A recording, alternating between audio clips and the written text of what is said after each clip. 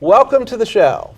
The city of Hagerstown is getting quite a bit of pushback from Cedar Lawn residents after the Hagerstown Housing Authority announced plans to build a 140-unit public housing complex that'll be known as McCleary Hill. Here to talk with us about the project in greater detail is the Executive Director of Hagerstown Housing Authority, Sean Griffith. Sean, welcome to the show. Thank you for having me. So I'd like to, if we can, just pass it around the table for questions. Henry, can you start us off? Sean, thanks for coming. I was wondering if you can tell us a little bit about the low and moderate income families and how they make up our local community. Absolutely. Right now, we have a public housing wait list, which is designed to house individuals that are low income.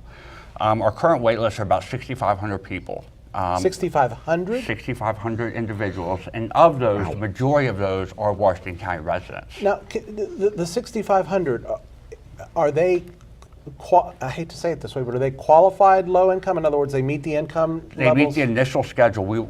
So when they first apply, we do some initial verification, Right. and they are eligible at that point. Of course, our wait lists are huge. It could take years, so we re-verify everything when they get closer to the top of our waiting list. So you're saying roughly 12% of the population of the city of Hagerstown? I'm sorry, that number, Washington County. For Washington County, Washington okay. County, yes. Wow. Wow. That's amazing. It's still a large number. So how about the concentration? Right now, I'm assuming, and I know one of the city's goals is to hopefully not have those folks so concentrated in one area. And that's kind of the plan we're looking at with Nolan Village, is to take 140 of those units and kind of deconcentrate it out into a different area of the city. We are not allowed to go outside the city limits. All of our units and properties have to stay in the city of Hagerstown. So we are restricted. We're allowed to develop and house people. Okay, excellent. Brian? Sean, thanks for coming again. Sure. Can you tell us the types of different housing that will be available in this project? Yes, we're going to have market rate, single-family home, or single-family homes to purchase, duplex homes to purchase, and affordable housing. So there is some home ownership. There will be home ownership, yes. Okay. All right. Now that's actually a fairly large percentage, and that's quite different than what Nolan Village. Currently, Nolan Village does not have any home ownership Right. at all, no market rate units, so we will have both in the new development. Tyler?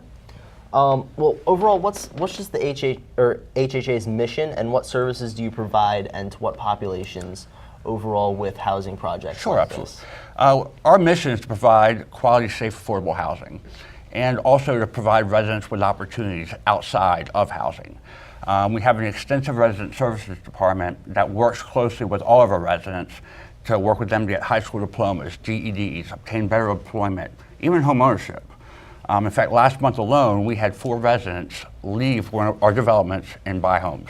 So we really work closely with them to try to advance them and give them other opportunities. So you mentioned earlier, and I'm not sure if it was on camera or off, but some misconceptions. Clearly, there is some pushback from the residents, and I get that at some level.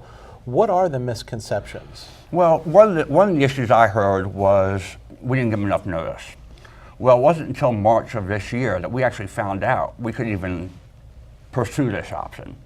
So we really didn't feel a need to tell anybody about it or even bring it up until we knew it was even a possibility. As soon as we found out the possibility was there, that this is something we could look into doing and possibly do, we notified the surrounding community. Even prior to that, we have been informing the city of our plans to redevelop this property. In fact, that's been going on since 2012. Discussions. Okay. And there was actually an article, I believe, in the Herald Mail in January, talking sort of a 20-foot, 50-foot view of what the project was going to be. And at that time, that's the only view we had as well. We really didn't know any details until we got the award. So the point is really that you notified them once you realized that this was a possibility. That is correct. That makes perfect And sense. speaking of the Herald Mail, you mentioned earlier as well that there are some misconceptions within what the Herald Mail's published. Is there anything around that you'd like to clear Well, up? the one thing is it's not 250 units, it's 140 that are being moved out there as far as affordable housing goes. The other thing that kind of bothered me a little bit was it said we're desegregating poverty. No, we're deconcentrating is really where our goal is. So that was another area that kind So, of. so was- explain the difference in your mind of desegregation. And I think I know where you're Okay. going, but deconcentration versus desegregation. Well, I think a desegregation is something that happened back in the 50s and And 60s. racially motivated. motivated, and that has nothing to do with this. It's Okay. more of trying to do kind of what the city would like to see as well is kind of moving the concentration of lower incomes into different areas of the city so we don't have big pockets of it. Go ahead. One of the questions, and this was alluded by some of the residents in the Cedar Lawn community, is it's going to bring a higher percentage of violent crime into their community. That's one of the big concerns. And Understood. how can you address that for us? We did a study. We have a security department first off. Did a study with data provided to us by the Hagerstown Police Department. We took crime in the city and crime in each of our properties and our properties as a whole. In most cases, our crime rate in our communities was 50% less than that of the city. The pushback we received in the meeting was that they're in the county. We didn't run the statistics for the county, only the city. So I couldn't speak intelligently Right. to that. But that was really the pushback.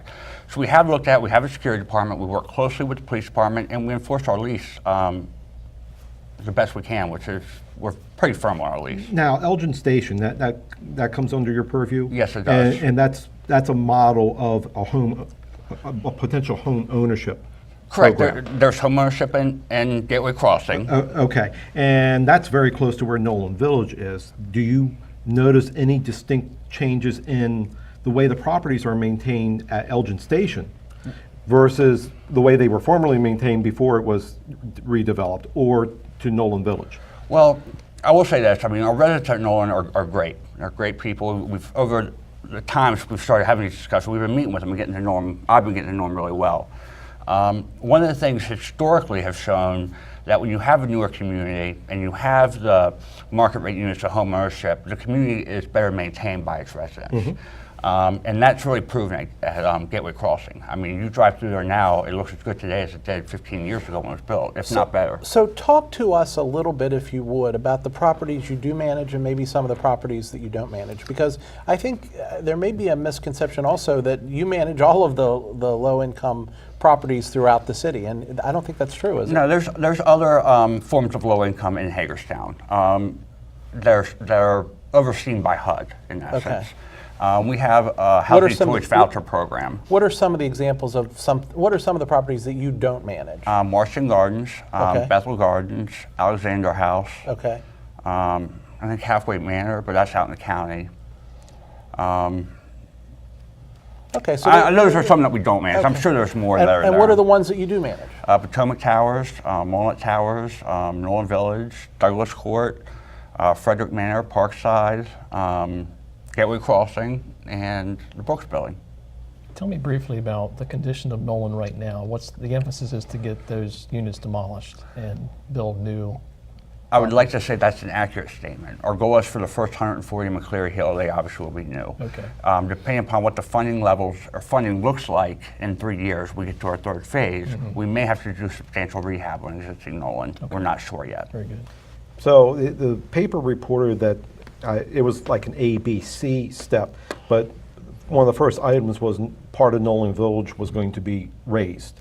So is that inaccurate? That you're actually going to get the new facilities up at McCleary Hill before any construction or events take place at Nolan? Right. After there'll be 2 phases at McCleary Hill. After the first phase is done, we'll move people from Nolan over to Right. phase 1. We'll demolish the old units at Nolan Village, and we'll just kind of keep with that cycle.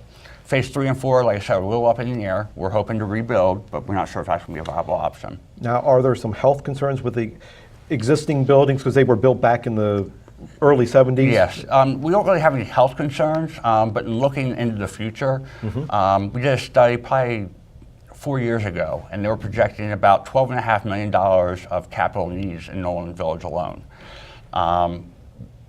That's more than what we get for all of our properties. It's just was built poorly, and it's seen its age. It needs to be replaced. So, talk to me about the city's involvement in this.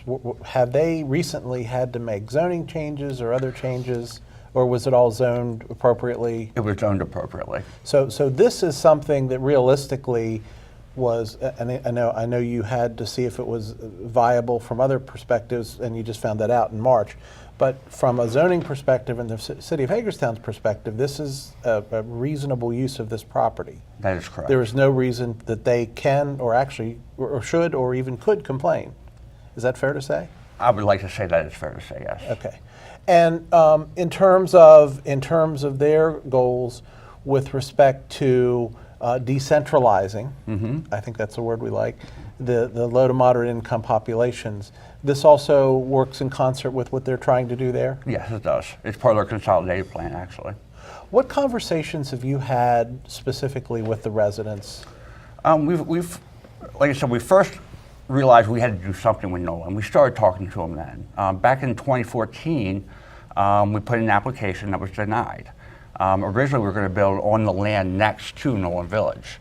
Come to find out, the state didn't like that area. They weren't going to fund us to redevelop there, so that's why we had to look at other alternatives, moving it off-site. Well, I think maybe, what about the conversations you maybe had with the people up at Cedar Lawn? I know you've had a couple. We didn't have a conversation with people at Cedar Lawn. We scheduled a meeting at the church around the corner. We had a presentation we wanted to go in and give, and it didn't turn into a conversation. We really weren't allowed to discuss what we're discussing now with the residents there. It was very unfortunate. What are the benefits to the low to moderate income population of being, use the word again, decentralized? Because I kind of look at my neighbor's property and he keeps his grass real nice, and sometimes that incents me to keep my grass real nice as well. Do you see those kind of benefits for the? Yes, I do, and that goes back to Gateway. When you mix the market rate, the home ownership in there, it does drive that kind of atmosphere and environment. Okay. Absolutely. Also, with the Nolan residents, are they pretty positive about this? They are. This development? Like I said, we've met with them several times. We've told them that they have the right to return to the property or the new property, kind of whatever the relocation aspects of it, and their concerns were, are my kids going to have to change schools? Things like that. And we addressed it with them. And really, they're all excited. Everybody's excited. Good. Okay, obviously the Cedar Lawn residents have proven less excited than the Nolan residents. Is there anything, since you didn't really get to have such a constructive conversation with them the last time, that you would like to say to the Cedar Lawn residents, just in general? I'd be happy to have a civil conversation with the community, answer any questions they have. And again, as long as it's a civil conversation. Understood. Great. Last word? Last questions? No, Anyone else? Okay, well, stay tuned. We're going to be back in 3 minutes. We're going to have yet another representative that's working on the project with the Hagerstown Housing Authority. We hope you'll stay tuned for that report. Back in 3.